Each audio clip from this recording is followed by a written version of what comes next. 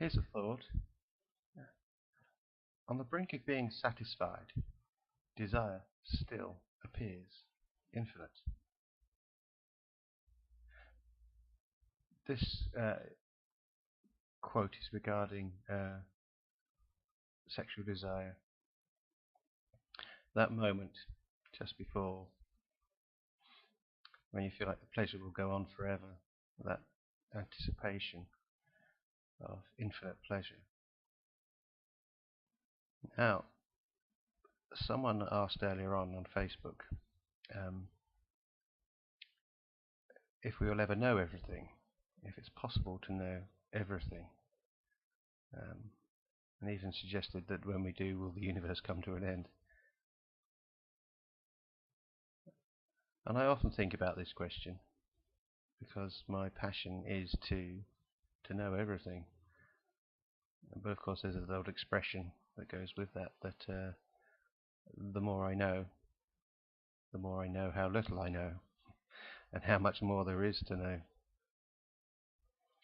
And that's the strange thing about knowledge. It's like a lover, in a way, teasing you, leading you on with this thought that there's this moment of satisfaction, of pleasure, waiting for you at the end. But then you realize the real pleasure is in the teasing. The real pleasure is in being led on.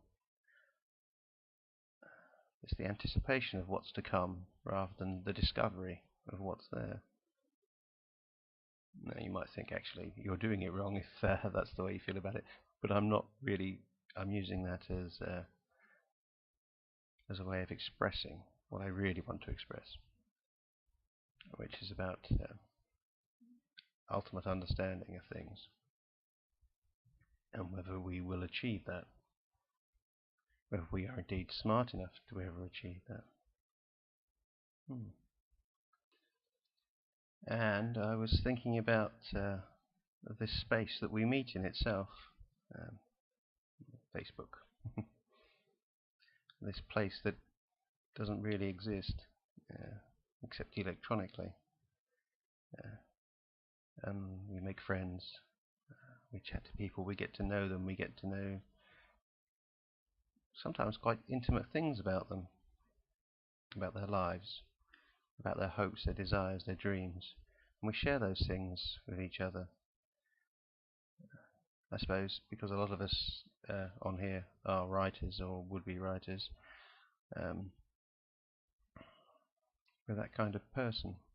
We like to express, we like to find ways to express how we feel. Of course we all do it differently. But I was thinking about something else the other day, which does have a connection. I like to think all these ramblings of mine do have connections at the end. And I was lying in bed thinking about what it is that we actually are, human beings. Just tiny pieces of matter brought together and animated and alive. And I understand a lot of the details of that, about how it works, how we got to be this way. But there's still that part of me that just thinks, wow, that's just incredible. We are animated matter coming to know itself.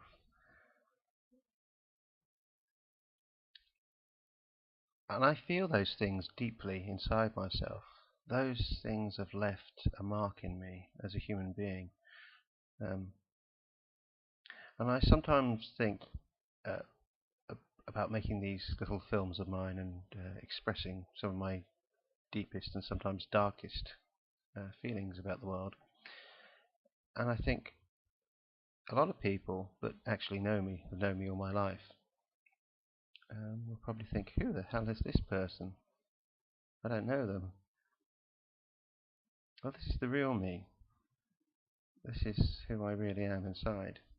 This is not the face I put on to fit in with the people around me, because I know that they don't think that way, or they don't express that. They don't ever express a desire that they want to talk about these things, think about these things. And that's fine. That's fine. I accept that people are different. But I've often found that people get frightened, people get worried when I start to open up and be more like myself, because they haven't really thought about these things.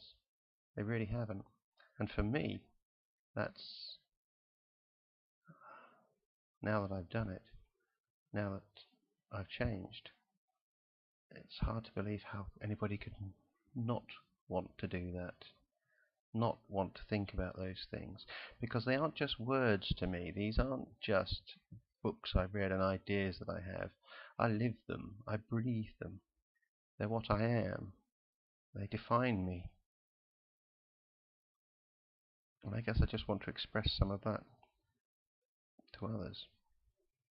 And when someone does engage with me like this, someone engages with my mind, and I see that their mind is one that also thinks about these things, thinks about the wonder of existence itself. And it isn't just a passing thought, it isn't just something, yeah, it's interesting. Anyway. But there is no anyway. For me, there's never an anyway. This is it, this is who I am. Coming back to what I said at the beginning, and the quote about the anticipation of infinite pleasure. That's how it feels to me inside when I think about the universe and trying to understand it on its terms, not human ideas, but on its own terms. It's this feeling of this infinite thing stretching out, and the feeling that that gives me inside.